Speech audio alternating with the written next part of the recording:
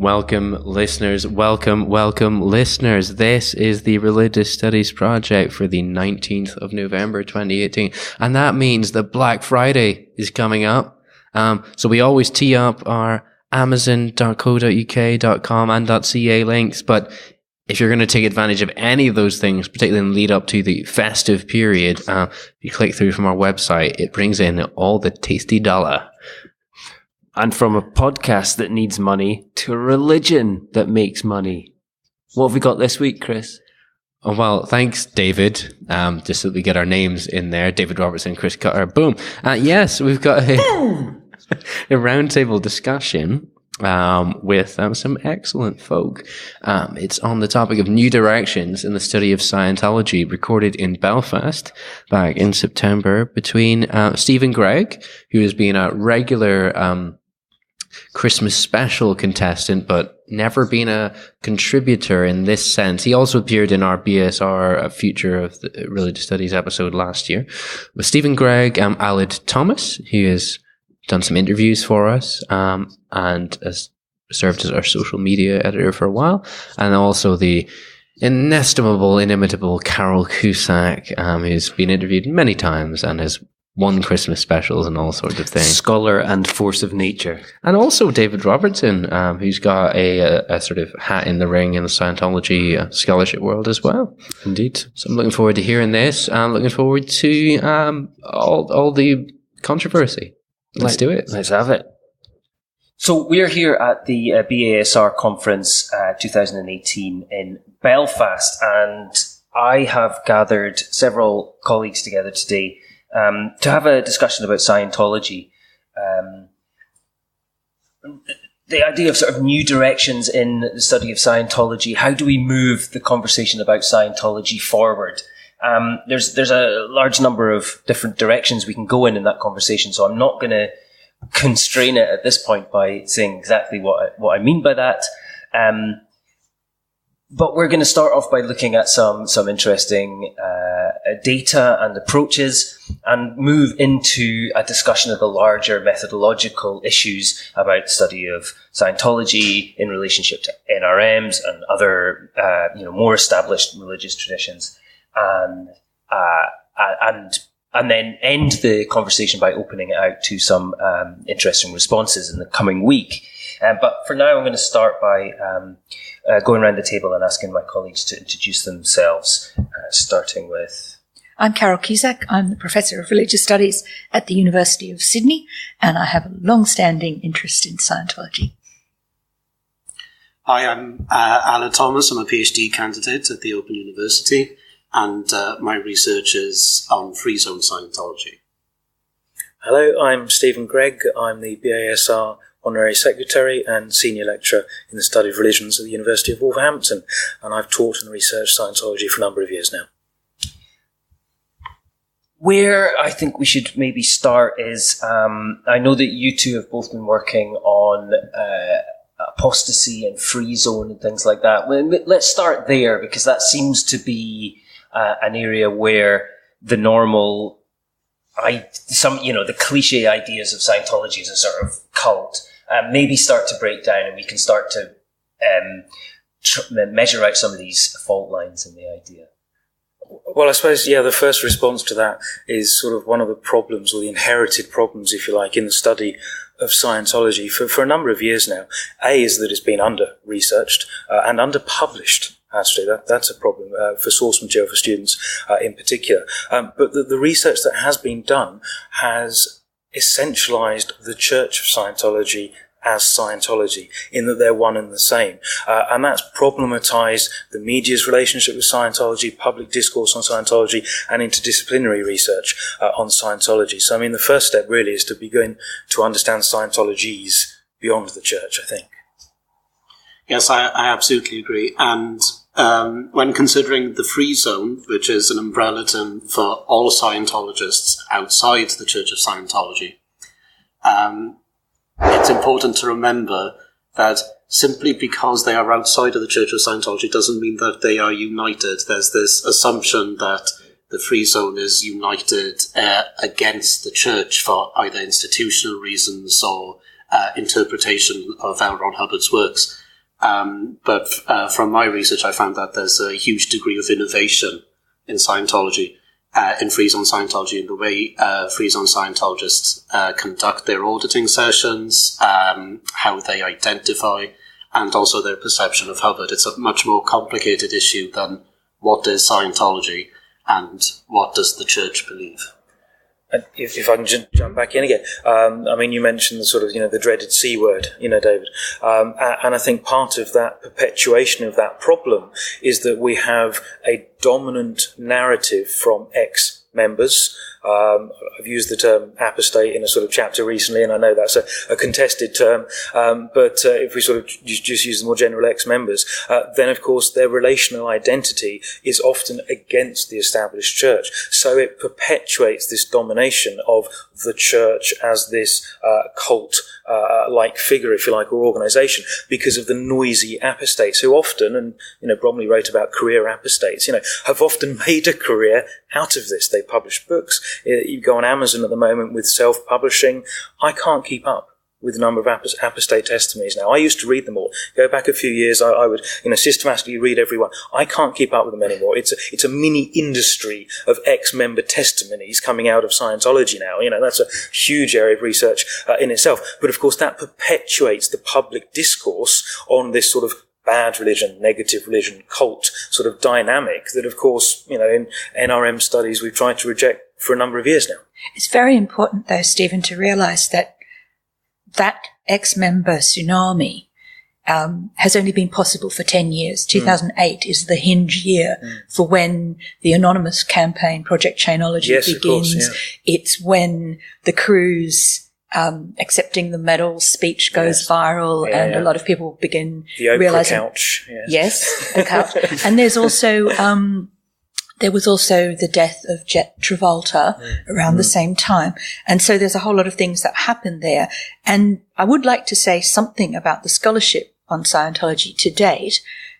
When Donald Westbrook's What Say the Scientologists, the Church of Scientology's History, Theology and Practices in Ethnographic Perspective, is published by OUP, it will be only the fourth monograph on Scientology since the 1970s, when Roy Wallace published The Road to Total Freedom. Yeah. And that's all linked to this 2008 as a hinge year, because the Scientologists, who at that point were the church, most definitely, spent a lot of money and effort harassing and suing and shutting down anyone who wanted to talk about the church. And indeed, Roy Wallace actually talked with them about his manuscript and showed his manuscript before publication. And the second great monograph on Scientology, which is Harriet Whitehead, was of course published under such an anonymous name, and it was also published after Hubbard's death, and it was her doctoral research which she'd done at least 15 years earlier and didn't feel that she was free to publish. And so what it was called, renunciation and reintegration in an American sect. And it's like, how would you know that was Scientology? That's why a lot of people nowadays don't even know that book exists. It's very rarely referenced. So I was just going to say, the real issue, the thing that's changed, is that we've got 24-hour news cycle, we've got free media being distributed on YouTube, we've got the absolute collapse of copyright. So Scientology used to also use copyright law. The church used copyright law as a way of keeping their materials out of the public eye, and that's not possible. No, that counts out the back. And I mean, I've written recently about that sort of idea of blowback, that Scientology, by keeping a tight control of that material and being reactive, litigious, have encouraged the idea of suspicion from the media that it's that if you've been sued by Scientology, you're much more likely to celebrate the fact that when somebody, gets the boot into them, kind of thing. But that doesn't really explain why the situation's so different for Scientology in academia. Why is it that there's been so few monographs, for instance?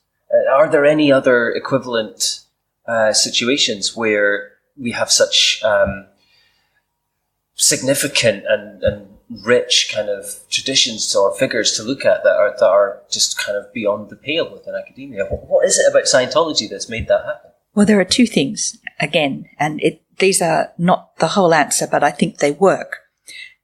One is that what I just mentioned, that the Church of Scientology kept very close control on any academic that was anywhere near them, and the academics were aware that they could be not only sued but personally harassed, and that their families and people that they cared about could get into trouble. So very little was ever published, because even people who did projects on Scientology generally didn't want to risk putting them in the public eye. And really, Hugh Urban's monograph, which I think is 2011, isn't it? That's the first post-2008 monograph, and Westbrook will be the next, and it still shows that it's slow to develop. But the second thing, which I think is equally important, is that some of the noisy ex-members actually did a great service themselves by publishing. John Attack is the obvious example, since A Piece of Blue Sky came out very, very early in the conversation, really.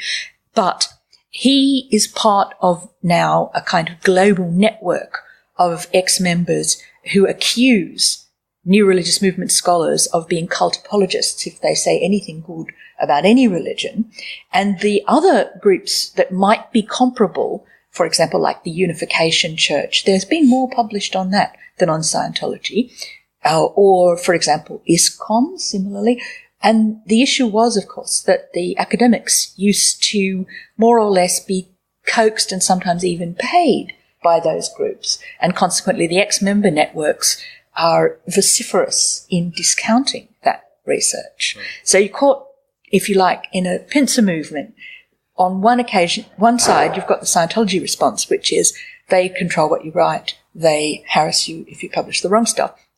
On the other side, you've got the people who hung out with Bhagwan and with Moon and with ISKCON, and they're all tarred with the brush of being cult apologists. So in some ways, publishing in new religious movements, really until comparatively recently, was always very difficult and generally not a good career move.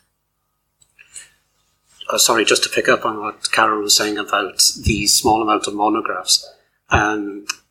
In addition to the monographs, there's a slowly increasing number of journal articles and chapters and so on Scientology. And James Lewis has mentioned in the past about how the church has of late abandoned their famed approach of suing and taking legal action against any critics. And in recent years, I've found that the church's latest method of countering critics is to claim for religious legitimacy and to accuse of religious discrimination. They've set up an organization called STAND, which is Scientologists Taking Action Against Discrimination. And their website has sections on hate bloggers or even false experts, with Margaret Singer being mentioned and so on. That in itself plays into how academics are currently received by the church. Because if an academic is perceived as being, or at least attempting to be as objective as possible, then they can avoid the dreaded C word and be presented as a new religious movement. And Donald Westbrook has mentioned himself that there's this improving relationship between the Church of Scientology and the scholar. But I also think that's very subjective to what the scholar is actually studying. And in Westbrook's case, he was doing a history of the Church of Scientology. He was concentrated on the church, and he had a very interesting experience. And by insider, I mean he was able to take part in the Pew Riff and so on. He was able to conduct an enormous amount of rich interviews. Tell us what the Pew Riff is. Oh, sorry. The Pew Riff is a shortened term for the Purification Rundown, which is a Scientology detoxification program that new members are encouraged to take part in.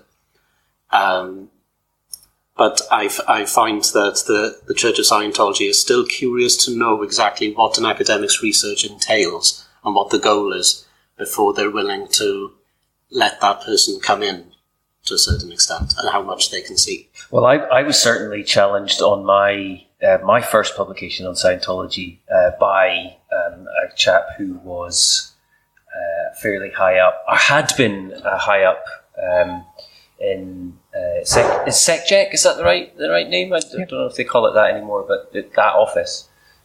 Because I'd used the word conspiracy and Scientology in the same article. Although the article itself was actually, it was fairly, I wasn't making any outrageous claims. I was actually saying we need to take these people seriously, and scholarship isn't doing that. But because I used the word conspiracy, they were quite unhappy about it. And I actually, ironically, I had to adopt a Scientology steely gaze as he repeatedly attacked me. So there was a certain irony there. So I think the kind of scholarship that you're doing makes a big difference. But I think there's definitely interesting data there in the way in which religion, cult, new religion stuff are being wielded by various actors. Well, that's interesting, David, because I was going to pick up, on something that Carol said earlier when you sort of used ATTAC as your example, because it's these different actors, these different interested partners who are all negotiating in a sort of public sphere ownership of what Scientology is and how Scientology fits in. And so, with NRM scholars sort of striving down this path of trying to understand these traditions, we're not the voice that, for example, media often wants to hear. I was called up by a conservative radio station not too long ago asking us to talk about Scientologists going into schools doing a Narconon anti-drugs program. The head teachers hadn't realised that it was Scientology. They'd had a bit of a tantrum when they did realise. They wanted someone to just talk about this in general. Fine, perfectly happy to do that. I was phoned up. The producer told me 30 seconds before broadcast that they were dropping the article because of a breaking news story. Well, fine. Well, not being born yesterday, I tuned in and listened to John ATTAC, who they'd chosen instead of me, to say that Scientology was a cult, was a demon-worshipping cult. I think he said at one point, a death cult, he said at another point. And so we get this sort of contestation of the narrative. And so it's very difficult for NRM scholars to find a voice if public discourse and media isn't interested in that voice, because I don't have the human interest story of being the ex-member. But we don't hear the same argument regarding Steiner schools, for instance. No. And this is the thing that confuses me. Why is it that this is something that Scientology seems to particularly attract, but we don't hear in other places? Well, you're absolutely right. And in fact, the first thing I said to this radio producer was, well, hang on a minute. Would you have asked the same question if they came from a Jewish or a Christian background? And she sort of hesitated and went, no. And I said, well, exactly. So Scientology is treated differently. The question is why. I think it's a two-way street, isn't it? Part of it is previous spokespeople of the church have sometimes been more confrontational than perhaps a PR guru would advise you to be. I can think of the sort of infamous John Sweeney documentaries of 10, 12 years ago now, aren't they? Where he turned into a human tomato and I thought he was going to explode when he was in the anti-psychiatry event. But Tommy Davis did not cover himself in glory. And one doesn't have to be an apologist or a critic of the church, to realise that neither of those two gentlemen behaved in a proper way. No one came out of that very well. And so when you've got this sort of confrontational MO, if you like, that's going to put people's backs up. Sorry to interrupt the episode, but we just wanted to let you know, to remind you about our Patreon link. The Religious Studies Project has always been free since its inception, but we know that there's a great problem in academia with people not being paid for the work that they're expected to do, particularly early career scholars. And we at the RSP want to be part of the solution, not part of the problem. So you can help if you can spare even £1 a month by going to patreon.com/projectrs and subscribing. We know that these podcasts are very useful for people that are teaching and people in their learning. So if you can help either by subscribing there or by making a one-off donation using the PayPal button on our website, it'd be greatly appreciated and will help us keep bringing you this podcast for free and fight against exploitation in academia. But now, back to the episode. The other thing is, of course, that there are real questions about Scientology. And when you think about the institutional church, they're probably not any different to the questions that might be asked, for example, about the whole Rajneesh experiment, because there were certainly crimes that were involved. Same, actually, with ISKCON after Bhaktivedanta Swami died. But we do know that Scientology engages in practices that have been taken to court by various ex-members. And the most obvious ones are forced labour and slavery because of the lack of legal and reasonable wages. There has also been the forced abortions argument from women from the Sea Org. There are situations with the Rehabilitation Project Force. The most important book on Scientology written by a journalist in Australia on Scientology in Australia, the only book, Steve Kinnane's Fair Game, reveals the really terrible things that go on in what used to be a Catholic boys' school that the Scientologists have bought and turned into their RHP in Sydney's northern suburbs. Well, there's an irony in that straight away, isn't there, Carol? Because, of course, when we have crimes that are committed within a religious organisation, when that is a minority organisation, it somehow is reported or perceived in society differently to the majority when, for example, we're sitting in Ireland, on the island of Ireland at the moment, in Northern Ireland, we're talking about Australia. Between those two countries and everywhere in between, we've had the Catholic abuse scandals, and yet the Church seems to be continuing, strengthening in some parts of the world. 800,000 people came out to welcome the Pope in Dublin in the last week. There's a different response, and that surely is about sort of the social capital that these, and the political capital that these organisations have. Scientology doesn't have that. It's a minority movement. It's easier to beat with a stick. Oh, absolutely. And I have no problem with that at all. What the main reason why being a new religious movement specialist is not generally a good career move is that very few departments that study religion in whatever methodological point of view or whatever, whether they're named as religious studies departments or not, mostly the big business is the big traditional world religions paradigm because they consist of like 2/3 of the planet or whatever. And so if you're going to be interested in a minor, small religion, you're going to be possibly not doing your career a favour, but also that religion will be in an awkward kind of space publicly because somehow being able to see the origin point, being able to know that it dates from a registration in California in February 1954 means that there is this credibility gap, maybe? Is that the way of putting it? It could be. We have a problem with sort of chronology in that we seem to sort of validate things just because they're old. Just because something's tenacious doesn't make it worthy, to quote Tim Minchin. So, that's problematic. That's a problem that we're always facing in new religious movements.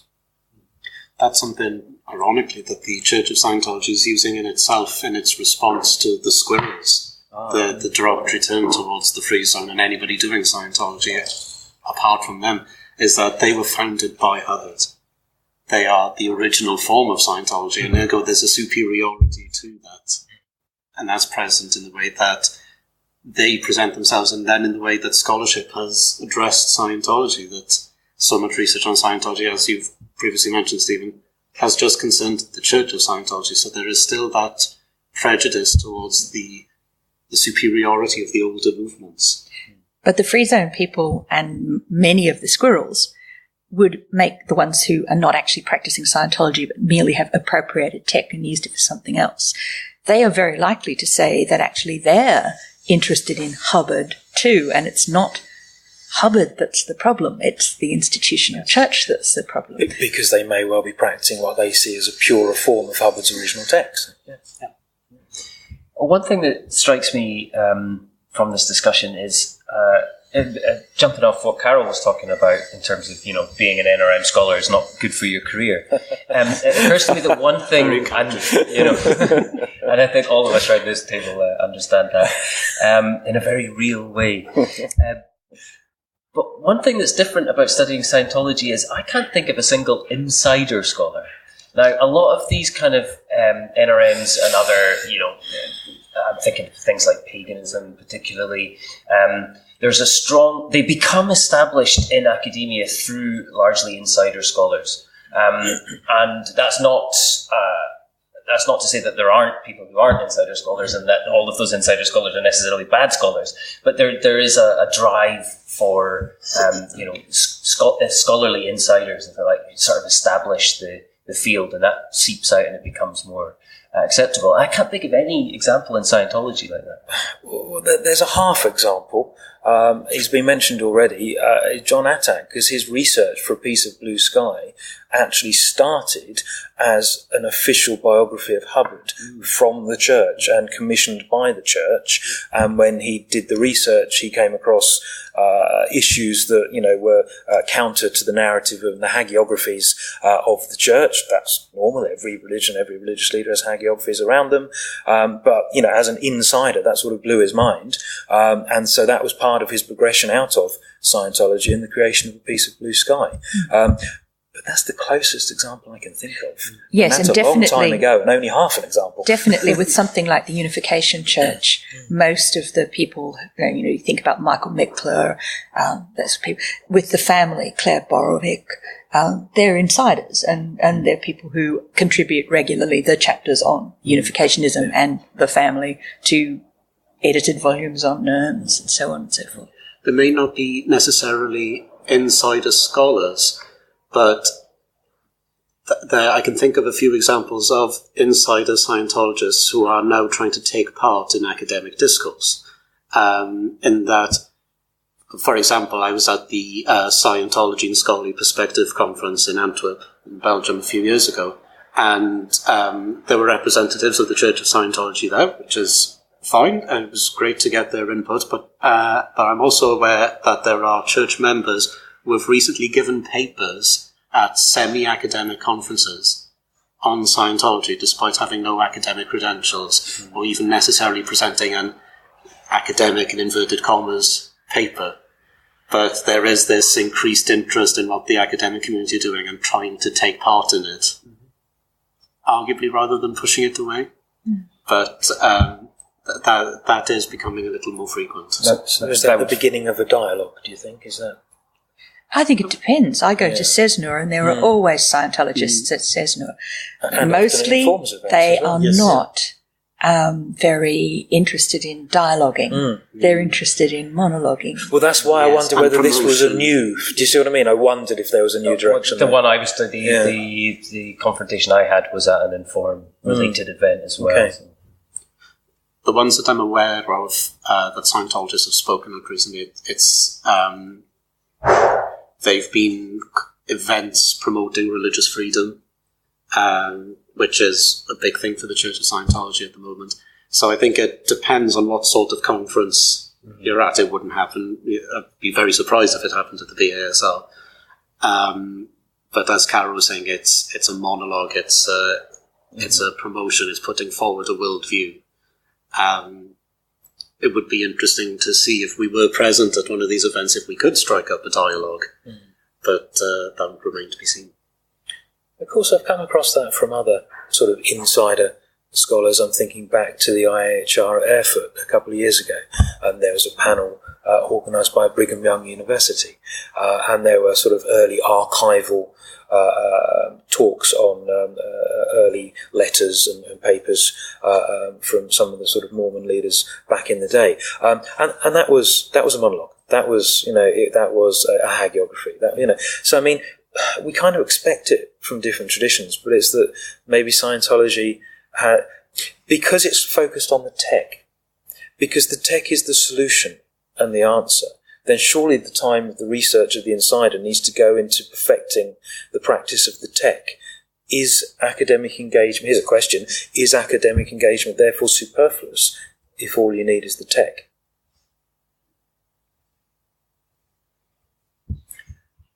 I'm not going to try to answer that. I'm not expecting a simple answer. I was posing a thought. Just because dead air and radio is.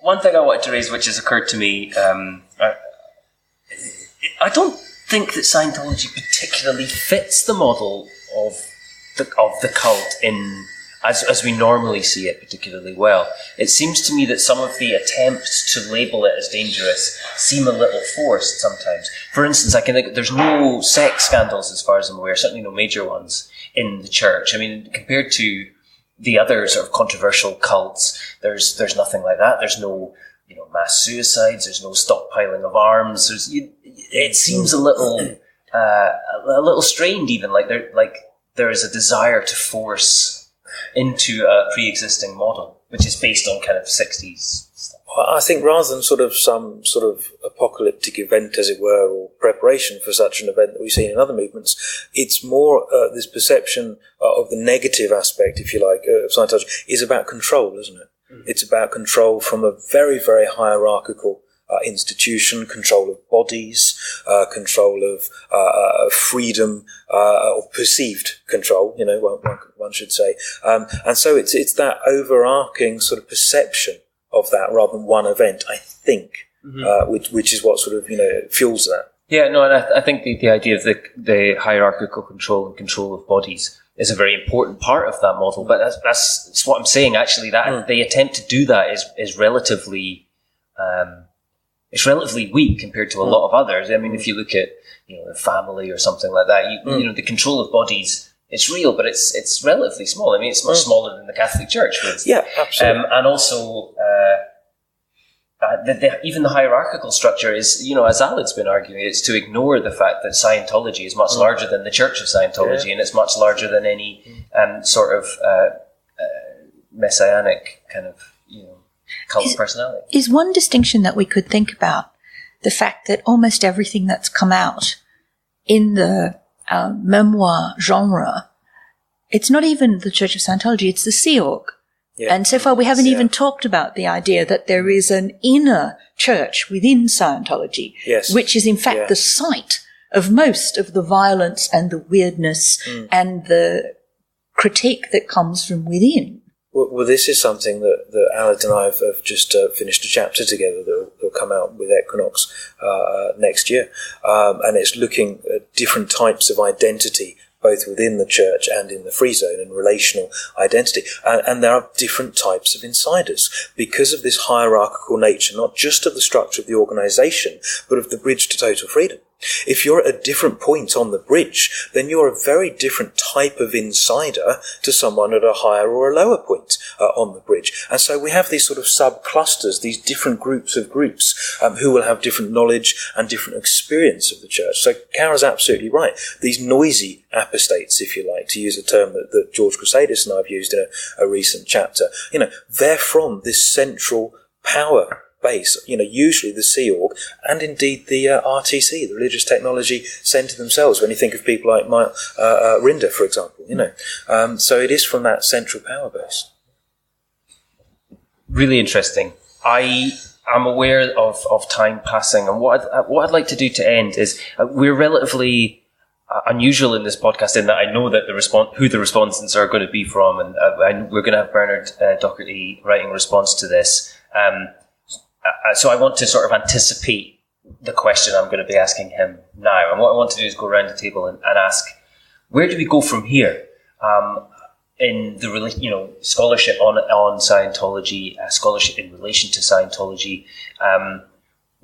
What avenues do we need to follow? Where do we see this going? What needs to change? Quite an open question, I realise, but we've got 3 people to answer. Maybe we'll start with Carol, just because I happen to be pointing at her as I speak. I think that the most interesting new directions will only be possible if the church genuinely is offering a more open kind of experience to scholars. And Donald Westbrook's PhD, which I have read, is one example of how that might happen. Now, Alan's already pointed out it's a very particular kind of example, and the people he spoke to and what he was allowed to do were very location-specific, and there were contextual factors. But that was an example of ordinary ethnographic work that any of us might imagine to do with any kind of ordinary organisation. So that is one absolute new direction. The daily lives of ordinary Scientologists, people talking about their own experiences, not from a point of view of hierarchy or power, but from a point of view of lived religion or vernacular religion, the kind of approaches that are now very popular.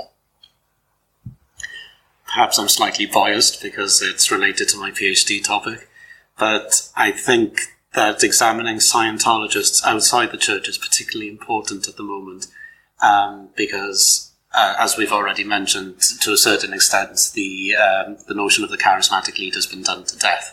But if you think about Weber's idea of the charisma of office, for example, David Miscavige, the current leader of the church, has established a role of authority through being what's known as the chairman of the Religious Technology Center, which protects Hubbard's work. So by being the president of an organization that protects Hubbard and protects his legacy, he is lended an authority. But every single free zoner I've interviewed has nothing but negative things to say about David Miscavige, perhaps predictably. So we're at that really exciting point with Scientology in that it is a new religious movement, but now that it is around 60 years old, and you've got second and third generations, we're seeing these schisms and we're seeing the challenges to the notion of charisma and how Hubbard's charisma can be used by different parties, different groups, to legitimize their own true version of Scientology. What we were saying earlier about the Church of Scientology being the original, so to speak. Well, L. Ron Hubbard's works have recently been completely republished by the Church in the Golden Age of Knowledge and Golden Age of Tech initiative, which means it has essentially changed. It is different, but Ron's org, for example, which is a free zone group, uses editions of Dianetics from 1969 because the date of Hubbard's death is contested and so on. So what I would say is to move away from the notion of Scientology being the Church of Scientology, but to also look at how the authority of Hubbard is being used in different groups to legitimize their practice. I have the joy of going last now, as they've eloquently said it all. But I mean, obviously, I agree with what's been said. The church needs to be more open. I think it's incredibly interesting that Miscavige has done one interview. It's, I think, Nightline from 1994, 95, something like that. It's easily, gotten on YouTube. That's it. Not many religious leaders that don't have the public-facing sort of, view and interview that other people would do. So a bit more openness from the leadership of the church and engagement, I think, rather than openness, engagement, I think is the word I'm looking for. And preference the bottom-up, not the top-down. Preference the everyday. Let's move beyond the institution and let's look at the lived, embodied, relative experience of everyday Scientologists. Stephen, Ballard, Carol, thank you so much. Thank you, David. I somehow suspect that we're going to get we're going to get some response on this one, so be warned. Yes. Thank you so much, David. We've been in touch with our lawyers already just to make sure that we're completely covered. We posted. Jonathan Tuckett took a picture and posted it on social media. And a video as well, actually, just a very slight video. That's right, a little video. And we immediately had a comment from a Scientologist asking whether a Scientologist was going to be taking part or not. And I assured him that no, because we're not an interfaith thing. And actually, part of the discussion we had was about the fact that there are, unlike some other traditions, there are no kind of prominent scholars of Scientology who are actually Scientologists, whereas some other subjects, specifically kind of paganism and esotericism, it's populated by people who are practitioners and scholars. Yeah, indeed, and indeed, the study of the non-religious is populated by sort of insiders, if you will. It's an issue that goes right through the subject and cuts both ways. Yeah. So it was excellent that we finally got that roundtable to happen. We've been wanting it to happen in sort of various forums, interviews, roundtables, and so on. So great that we've got that. Yeah, these things need to happen in person to get the flow and the interplay working properly. So it takes time to sort them out properly. Fantastic. Well, thank you for that, David. Another interview that happened in person. This was a New Zealand-based scholar, Tom White, who has done quite a few interviews for us in the past. Although he's from New Zealand, but New Zealand-based scholar speaking to an Australia-based scholar in Switzerland for a podcast based in Scotland. So it's truly international, but it happened in person. So hopefully we've got the flow that we're talking about. Tom White's been speaking with Marion Maddox on religion, education and politics in Australia and New Zealand. So this ties into a thread that's been running throughout the first term of RSP podcast for 2018-19. You may think back to a couple of weeks ago, or one on the RE Commission, or the one before that on Muslim schools in Canada. So here it'll be great to hear about the Australia and New Zealand context, particularly, how, quote, our subject, unquote, manifests in school contexts and the various political dimensions of that. So thanks to Tom. We hope you come back for that. Don't forget to use our Amazon affiliate links, amazon.co.uk, .com and .ca. They really do make a big contribution to the RSP. So, when you're buying your Christmas or Thanksgiving gifts, we'd appreciate it if you'd bear us in mind. It could make a big contribution. Absolutely. So yes, Black Friday. How many times does a term have to be utilized before it becomes a tradition and marked on the calendar? I don't know. Twice. Thanks for listening.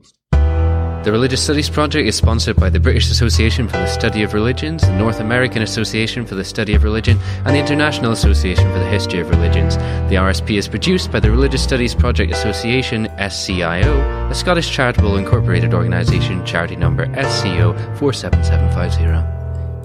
Brought to you by founders and editors-in-chief Chris Cotter and David Robertson, and our managing editor Thomas J. Coleman III. Our features are edited by Jonathan Tuckett, and our Opportunities Digest by Ella Bogg. Podcast transcription by Helen Bradstock, with audio editing by Gregory Schneider and Samuel Ward. Social media managed by Ray Radford, and sales and marketing by Sammy Bishop. Don't forget you can support the project by using our amazon.com.co.uk and .ca links, or donating at patreon.com/projectrs. And you can find us on Facebook, Twitter, Google+, YouTube, iTunes and other portals.